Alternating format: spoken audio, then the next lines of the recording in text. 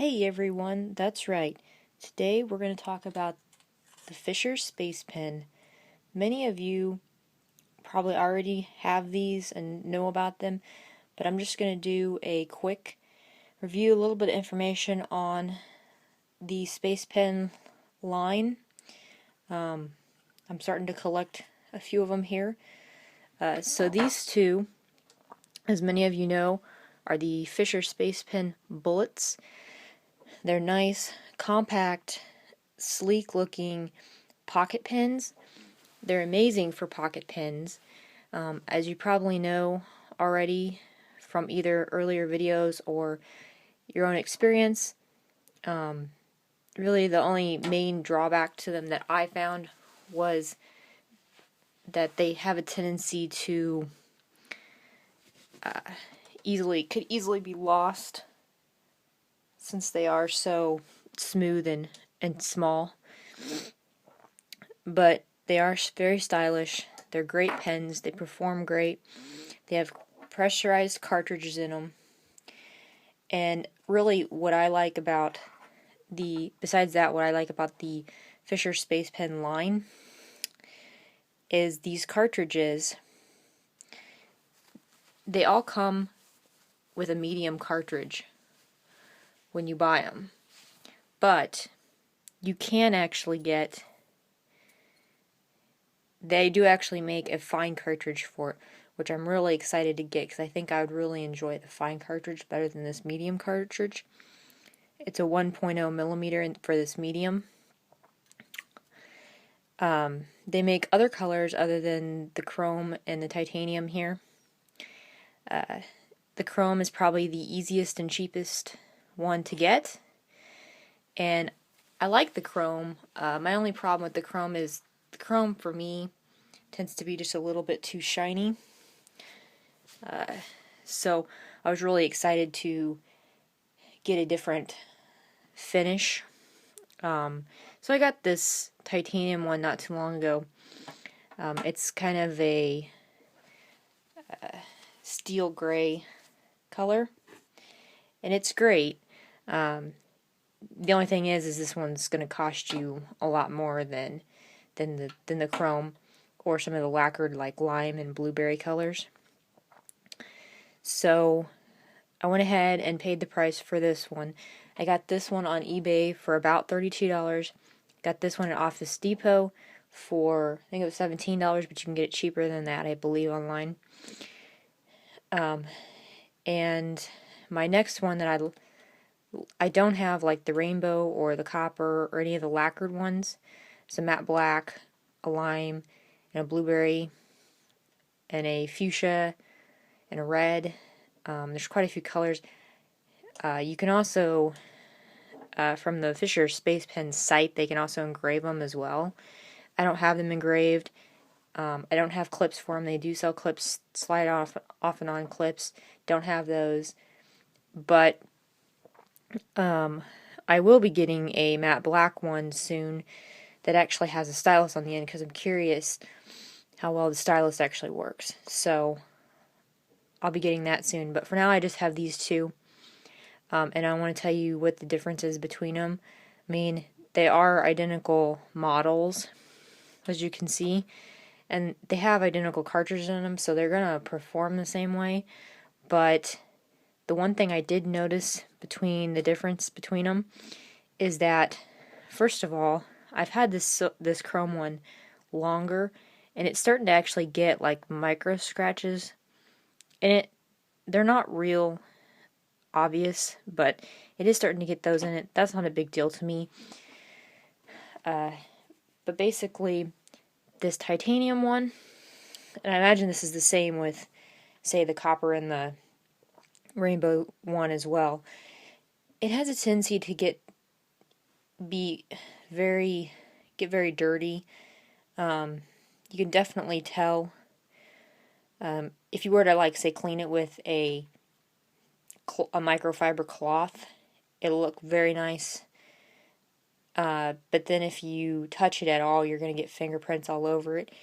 It's like a really bad touchscreen that shows your fingerprints all the time. So if that bothers you, at all, I would not suggest getting this one, and probably I would imagine the rainbow or the copper one would do the same thing. Do not get this because it will show your fingerprints. If that doesn't really bother you so much, then this is really a great pen. It's no different than this one.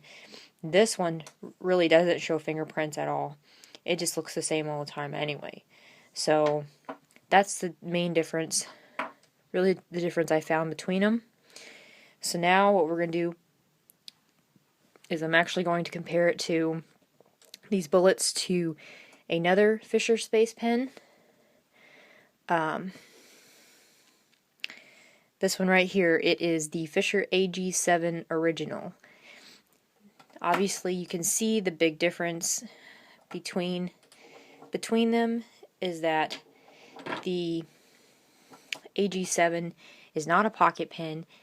It's a full-length pen that comes with a non-removable clip. It's a retractable pen.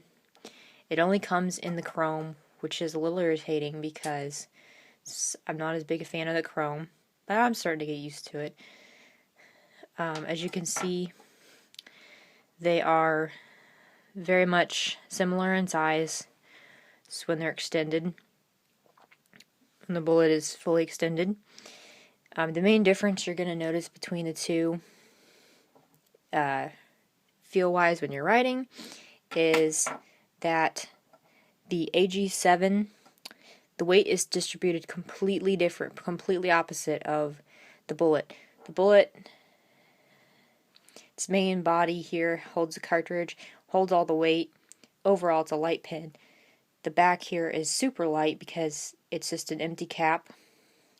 So all your weight's going to be distributed down towards the front, and you're probably going to have to press a little bit harder to get the good ink flow because overall the pen is very much lighter, a lot lighter than the AG7.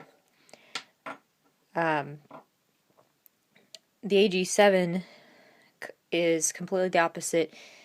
It's an overall very much heavier pen, but the back is much heavier than the front. All the weight is in the back because of the mechanism here to retract it and the clip. Personally, I don't find that I generally don't like pens that are weighted like that in the back, but because it's overall heavier, it does make it seem to maybe write a little bit smoother because you don't have to put as much effort because of the weight. But the nice thing is, at least for me, is that when I hold it, really where the weight starts is up in here, and that's, as you can see, is right on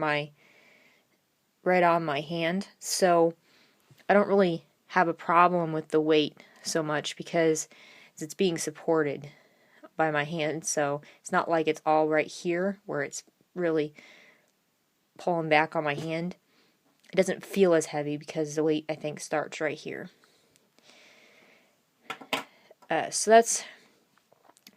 So I like them both ergonomically and just the way they feel, even though they're completely opposites. I can't say as I like one any more than the other one. I do kind of like the light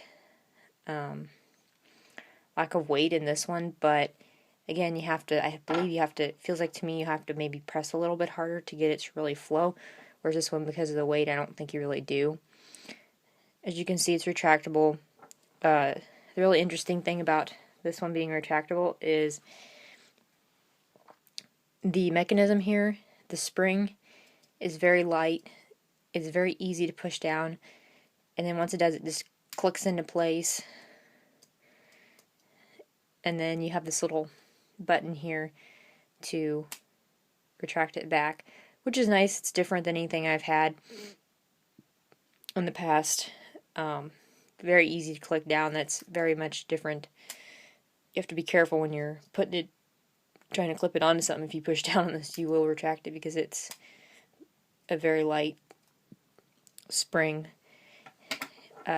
Price-wise, especially the chrome version here, this one, the AG7, is going to be a lot more expensive. It's listed on Fisher's site as being a $50 pen, I got it for $39 on eBay, brand new, so that is something you want to take into consideration. This one, I think you can get it as low as maybe $12 on eBay with the Chrome version here. So you're going to pay a lot. You're going to pay more for the AG7 probably than you will some of the bullets. So that's really the main differences I've found here.